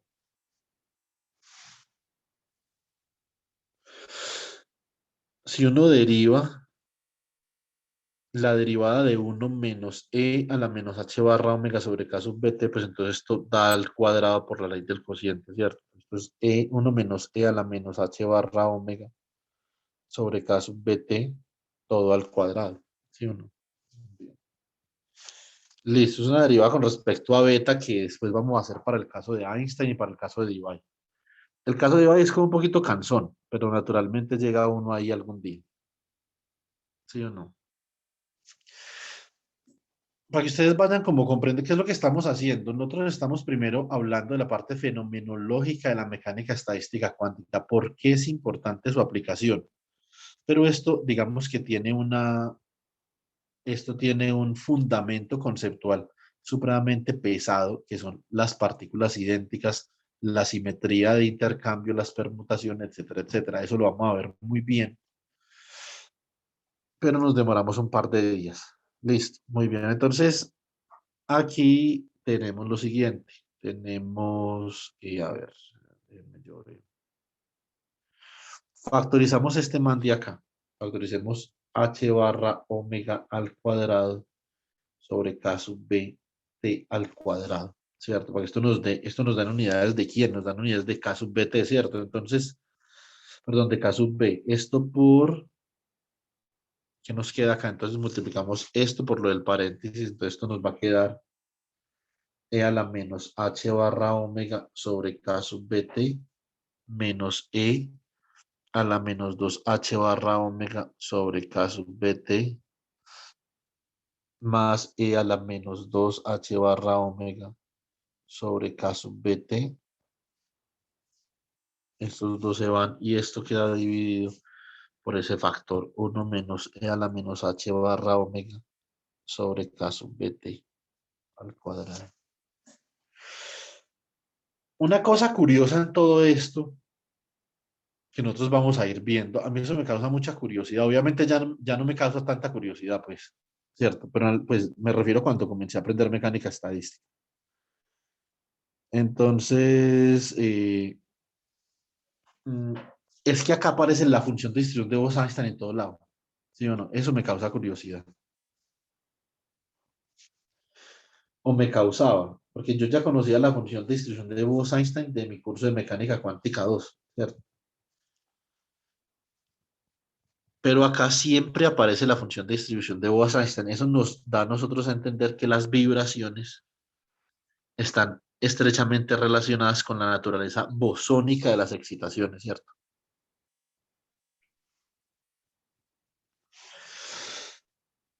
Entonces esto es lo que nosotros obtenemos para la componente vibracional del calor específico, chicos, ¿cierto? Y como yo les había a ustedes vaticinado, esto naturalmente tiene unidades de K sub B. Usted puede multiplicar y ver por K sub B ahí para que escriba C subquantum mecánico vibracional igual a K sub B, ¿cierto? Que multiplica a H barra omega sobre K sub B, que acá realmente estamos comparando escalas de energía, por E a la menos. Usted podría, por ejemplo, factorizar ese menos de ahí a alguna cosa, ¿cierto? Multiplica arriba y abajo, factoriza este de acá, le sale ahí a la menos 2 y lo sube, le queda positivo y abajo le queda la función de distribución de Bose-Einstein, si ustedes simplemente quieren ensayar. Bueno, entonces esto es 1 menos e a la menos h barra omega sobre k sub bt al cuadrado, ¿cierto? Dime. Ah, por favor. Bien. Gracias, man. Bien, no, yo no, señor, ya va a entrar a la cirugía. Ah, bueno. voy a ir con los chicos entonces a volver a la noche. Espera, así me quedo. Amén. Bueno, chicos, entonces la componente vibracional. Ahora, vamos a ver una cosa. En mecánica estadística, en física, nosotros siempre definimos una escala de algo que nos permite comparar cosas. Saber cuándo algo grande es cuándo es pequeño. ¿Sí o no? Por ejemplo, yo tengo una estudiante de electro que vio electro conmigo este semestre y mide 1,74. ¿Sí o no? Entonces uno dice, una persona de 1,74 es como una persona de tamaño estándar en Colombia. Resulta que no, porque la estatura promedio de la mujer colombiana es de 1,61. Ella está 13 centímetros por encima de la estatura promedio, o sea que es gigantesca, ¿cierto? Ahora, si usted ubica a esa estudiante, por ejemplo, en Mauritania, me imagino yo que va a ser gigantesca, pues, o sea, colosal, ¿cierto? Entonces, pero si usted la ubica, por ejemplo, en Suecia, va a ser un poquito por debajo del promedio, ¿cierto? El promedio de la mujer sueca es como de 1,77 o algo así, 1,75. Pero si usted la ubica en Holanda, es un hongo, ¿sí o no? Entonces, mm, así de sencillo. Entonces, esto todo depende con lo que usted esté comparando, ¿cierto? Naturalmente, si usted dice, no, yo voy a comparar con, no sé, la voy a comparar con esa basquetbolista rusa, pues entonces una enana, ¿sí o no? Pues la voy a comparar con la estatura de mi cuñada, ¿cierto? Entonces es Goliat, ¿sí o no? Entonces, es muy útil definir una escala en la que uno pueda Yo no sé si es que comparar. estoy muy cansado, es que hoy los chistes sí están muy buenos. Entonces, vamos a ver, mañana le cuento. Entonces, es muy útil definir una escala de temperatura en donde yo pueda decir realmente la temperatura si es baja o si es alta. La escala de temperatura que yo voy a definir es la que me permite a mí ubicarme en el contexto de alta y baja temperatura. Esto es muy posible que se los pregunten, entonces ojo algo acá. Entonces voy a definir teta vibracional, una temperatura característica como H barra omega sobre K sub B. Esto me permite escribir la contribución mecánico-cuántica al calor específico vibracional como C sub B que multiplica a teta vibracional sobre T al cuadrado, ¿cierto? Dime. Ah, ya voy más a dejar peladito. Bueno. Ah, bueno.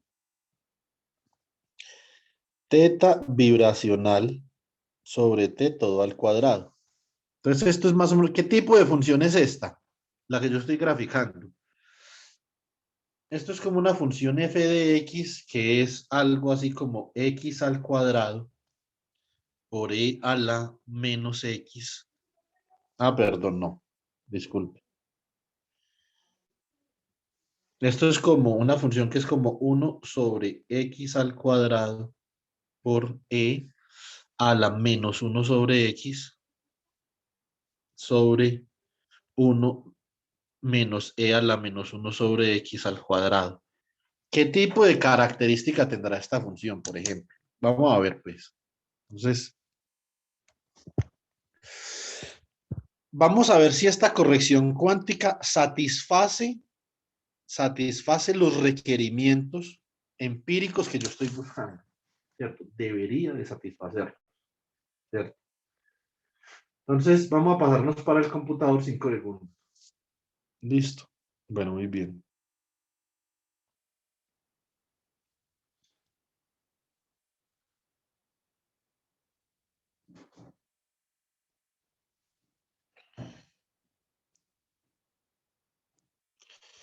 Vamos a parar de compartir acá y vamos a compartir por acá.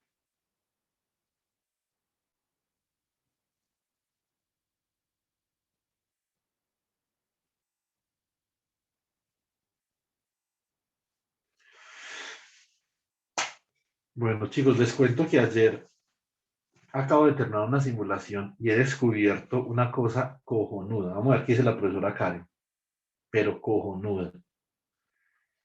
Aquí tengo la simulación. Muestre a ver, Es ¿qué es una, eso?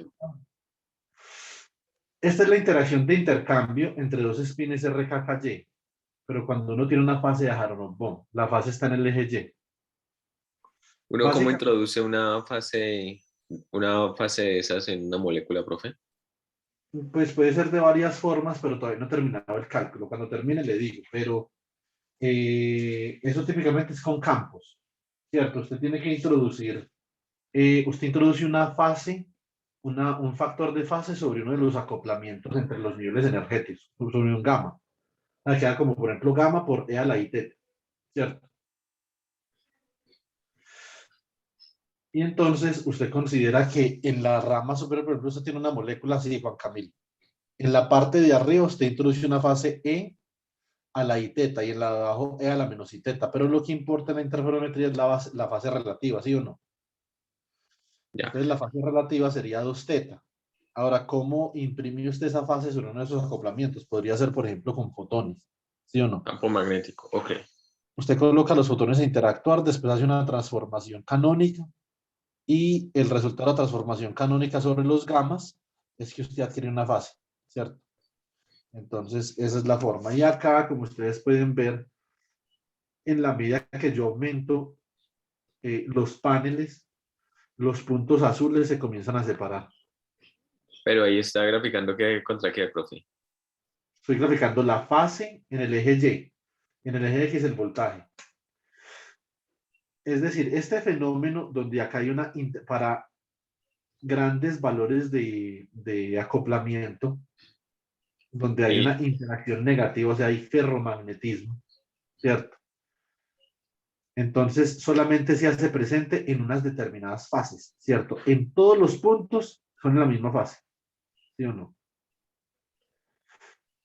Como ustedes ya, pueden ver. Pero inicialmente, observen que acá había ferromagnetismo, por ejemplo, en el cuarto panel había ferromagnetismo a lo largo de 0 voltaje, había ferromagnetismo para un conjunto continuo de fases. En la medida que usted comenzó a aumentar el acoplamiento entre los niveles electrónicos,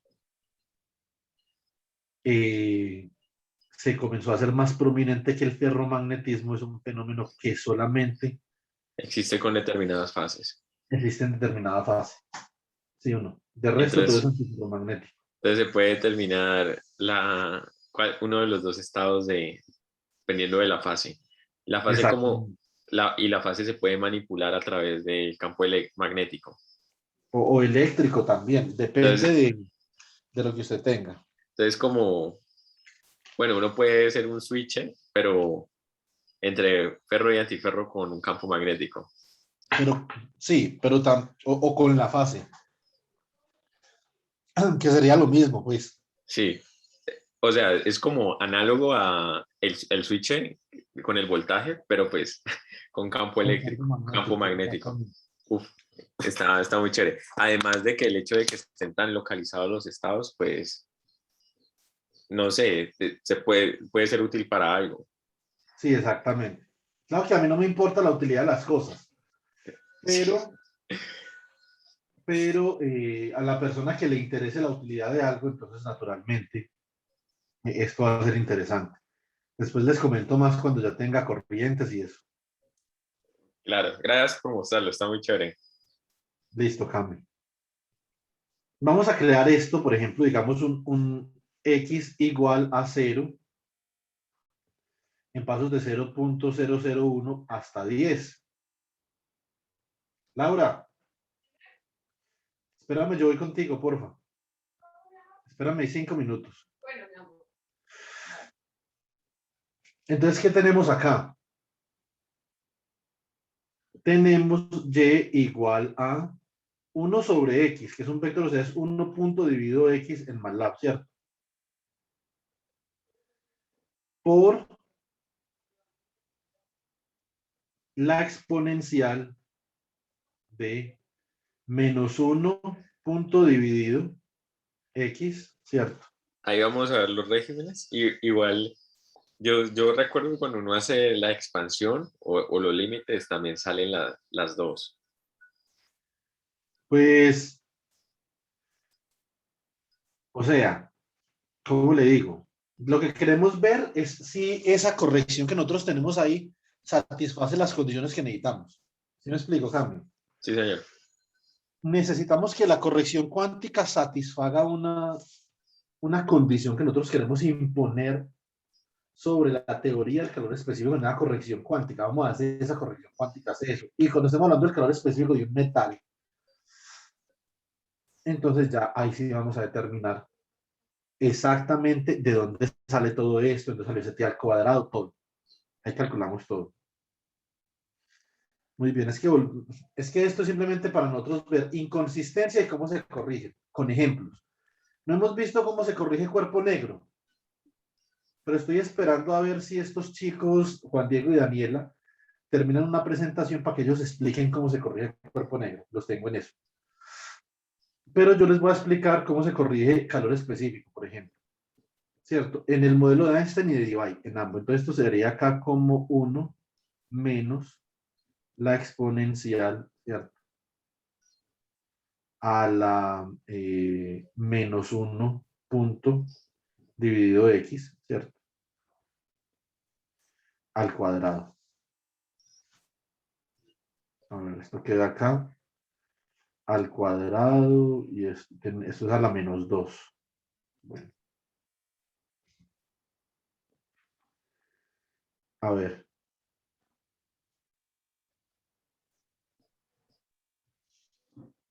Se da por esto. Muy bien. Grafiquemos. Recuerden que X es como la temperatura. Entonces, para X que tiende a cero, la temperatura tiende a cero. Ese es el límite que estamos buscando.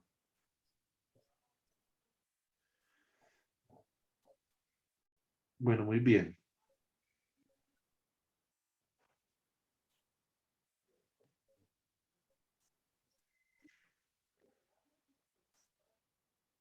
A ver. Ah, lo grafiqué encima de lo que tenía ahora. Pero esto lo tengo guardado, entonces no hay problema. Pero ni siquiera es así, acá se ve. Cerremos esto.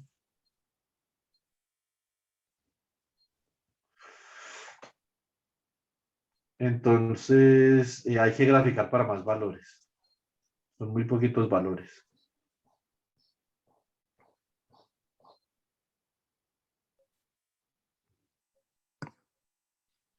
Entonces, por ejemplo, vamos a graficar para 20, ¿cierto? Para 20 y volvemos a calcular todo esto.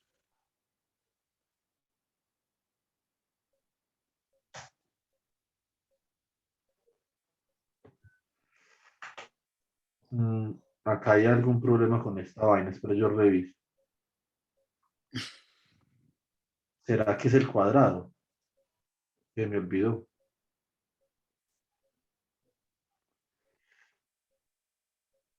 Punto al cuadrado. Es posible.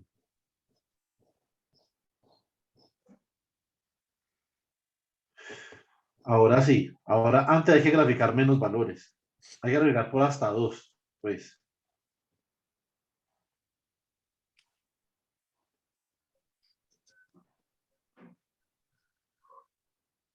Y ahora, entonces nos queda algo así. Listo, entonces esta es la corrección al calor específico y como ustedes ven, cuando la temperatura comienza a aumentar, esto comienza a tender a 1, que eso es lo que nosotros queremos, ¿cierto? Queremos que comience a tender a K sub B por T, el calor, en la energía, y el calor específico que tienda a K sub B. Entonces, naturalmente, y acá, la corrección cuántica que acabamos de hacer, digamos que satisface a cabalidad los requerimientos nosotros tenemos de la teoría. ¿Sí o no? Entonces, si nosotros volvemos al cuadernito para finalizar, por lo menos acá para el caso del gas diatómico, acá nosotros podemos demostrar que la corrección cuántica a la componente vibracional, digamos que no tiene ninguna inconsistencia con la tercera ley a bajas temperaturas, ¿cierto? Que eso es lo que nosotros queríamos. Y es como algo así, ¿sí o no? Donde esto acá simplemente está en unidades de K sub B. Ahora, la temperatura a la cual esto se vuelve pequeño o grande es la temperatura característica que definimos acá, que es H barra omega sobre H barra omega sobre K sub B. Esto también se llama la temperatura de Einstein.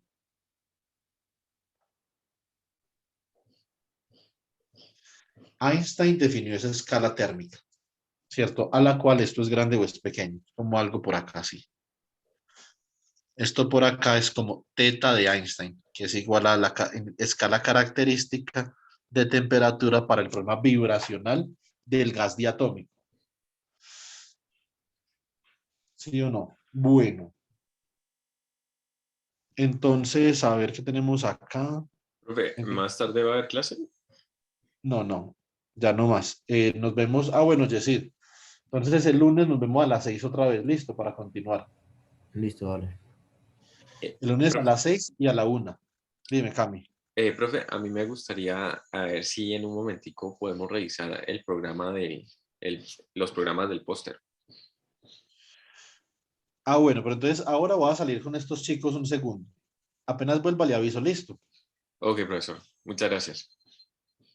Listo. Entonces, ¿cuál es el próximo paso acá en este problema del calor expresivo del gas diatómico? Entonces, lo que nosotros queremos hacer ahora es corregir la contribución rotacional. Entonces, corrección a la contribución rotacional. Aquí se los dejo para que la vayan pensando, pues.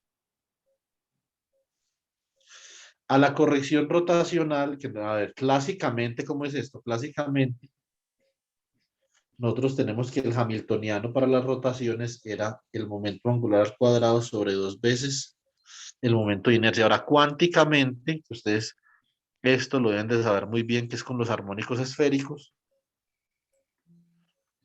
Entonces yo obtengo, esto es h barra al cuadrado sobre 2i, ¿cierto? Que multiplica al número cuántico momento angular, que multiplica el número cuántico momento angular más 1, ¿cierto?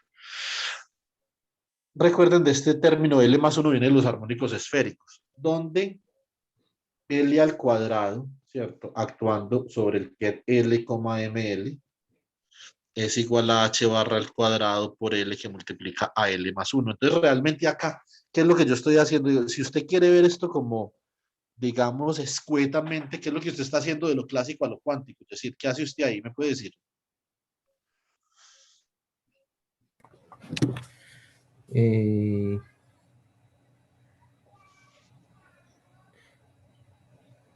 ¿Cómo lo explico? O sea, tengo como la idea, pero no sé cómo explicarla, la verdad. Vea, le digo, muy sencillo. Usted reemplaza L al cuadrado, que clásicamente es una función, cuánticamente se vuelve un operador y reemplaza esto por su autovalor, ¿cierto? O sea que esto acá no. Reemplaza eso por su autovalor, ¿cierto? Y después, sencillamente, va a definir la función de partición. Función de partición. Ahí hay que hacer un truquito, ¿no? Porque para pasar de una suma a una integral. Y sí, hay que hacer un truquito. Exactamente. No me acuerdo cuál es. Por lo menos biomecánica estadística. Entonces, Z1, esto es, perdón, Z quantum mecánico, ¿cierto? Entonces, la función de partición mecánico-cuántica rotacional, entonces queda como la suma, desde L igual a 0 hasta más infinito, de 2L más 1, ¿cierto? Que es la degeneración del momento angular, de los estados de momento angular por E a la menos beta h barra cuadrado por L más 1 sobre 2 veces el momento de inercia, ¿sí o no? Entonces, de acá, como dice Camilo, hay que hacer una integral, ¿cierto? Esta integral, ¿por qué es posible? Bueno, esto es lo que refiere Juan Camilo, me imagino, pues. Esa integral es posible básicamente porque nosotros estamos trabajando en el límite continuo de la temperatura, ¿cierto? O sea, hay que mirar cómo depende esto de L, porque es que L es un entero, ¿cierto? Entonces, ¿cómo termina uno integrando con respecto a L si L es un entero? Tiene que haber un número de estados supremamente grande, ¿sí o no? Ese es el truco. Eso lo vemos el lunes. Por el momento, entonces dejemos la clase hasta hoy, hasta acá, perdón. Y entonces el lunes conversamos. Listo, chicos. Ok, profesor. Entonces, hasta luego, que le vaya muy bien. Listo, chicos. Vale, hasta Chao, luego. Jessy. Muchas Chao, gracias. Camilo. Gracias. Claudia, sí.